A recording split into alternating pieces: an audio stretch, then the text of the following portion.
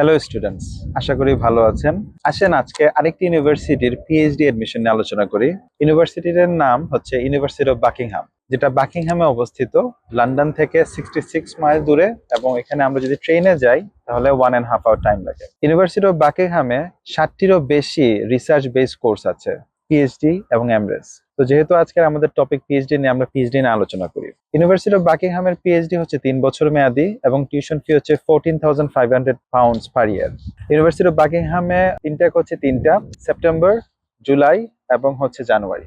University of বাকিংহামে admissions এর জন্য আপনার মিনিমাম এন্ট্রি রিকোয়ারমেন্ট হচ্ছে মাস্টার্সে 2-2, মানে হচ্ছে যে মাস্টার্সে 50% প্লাস। এখন জেনে নিই, চলেন ইউনিভার্সিটি অফ বাকিংহামের সিলেকশন প্রক্রিয়া।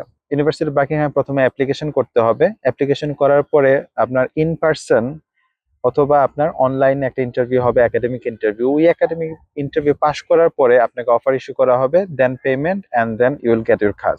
যেহেতু আমি ইউকে ইন্টারন্যাশনাল স্টুডেন্টদের জন্য এটা বলছি, তাদের জন্য ব্যাংক এবং মেডিকেলের দরকার নেই। কারণ হচ্ছে অ্যাকর্ডিং টু ইউকেপিআই রুল, যারা ইউকের ভিতরে 12 মাসের বেশি আছেন তাদের ব্যাংক এবং মেডিকেল শো করার কোনো প্রয়োজনীয়তা নেই। এখন জেনে নিই পিএইচডি অ্যাপ্লিকেশনের জন্য কি কি ডকুমেন্ট লাগে।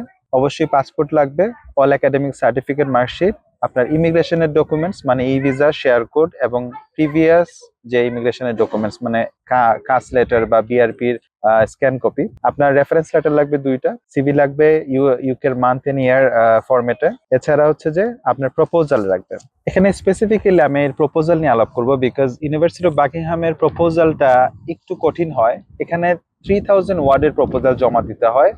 যে প্রপোজালে আপনাকে ব্রিফ ইন্ট্রোডাকশন দিতে হবে, যে স্পেসিফিক এরিয়াতে আপনি রিসার্চ করবেন, আপনার কারেন্ট স্টেট অফ নলেজ সেটা উল্লেখ করতে হবে, recent debates on the subject সেটাকে মেনশন করতে হবে, এবং রিসার্চ ফিলোসফি উপর লিখতে হবে। এবং এই আপনার প্রপোজালে methodology of the completion plan, আপনি কোন মেথোডোলজিতে এই আপনি যে রিসার্চ করবেন সেটা কিভাবে কমপ্লিট করবেন সেটা আপনাকে ব্যাখ্যা রাখতে হবে। তো আমরা বুঝে নেই আপনার প্রপোজালে কি থাকতে হবে। সেটা হচ্ছে যে ব্রিফ ইন্ট্রোডাকশন, তারপর হচ্ছে current state of the knowledge, recent debate, এবং আপনি কিভাবে রিসার্চটা কমপ্লিট করবেন তার উপর আপনার মেথোডোলজি। এখন জেনে নেই ইউনিভার্সিটি অফ বাকিংহামে অ্যাসেসমেন্ট প্রক্রিয়াটা কিরকম থাকে। আপনাকে সেমিনার জয়েন করতে হবে এবং সুপারভাইজার সেশনে থাকতে হবে, মানে হচ্ছে প্রফেসরের আন্ডারে আপনি আপনার রিসার্চটা করবেন, এবং এটা ম্যান্ডেটরি হচ্ছে এদের সুপারভাইজারি সেশনগুলোতে জয়েন করা।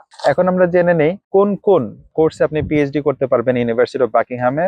এখানে অনেক ভাস্ট কোর্স চয়েস আছে আপনাদের জন্য: business, accounting, economics, law, psychology, computing, international studies, philosophy, history, English literature, এবং ওদের একটা ইন্টারেস্টিং বিষয় পিএইচডি আছে যেটা হচ্ছে সিকিউরিটি অ্যান্ড ইন্টেলিজেন্স স্টাডিজ।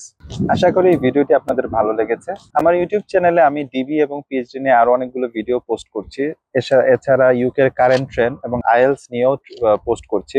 আপনাদের যদি কোনো ভিডিও নিয়ে জানতে ইচ্ছে করে অবশ্যই কমেন্ট করবেন, তাহলে আমি এটা নিয়ে ভিডিও তৈরি করব, এবং আমার ইউটিউব চ্যানেলে সাবস্ক্রাইব করে আমার সাথেই থাকবেন। ধন্যবাদ।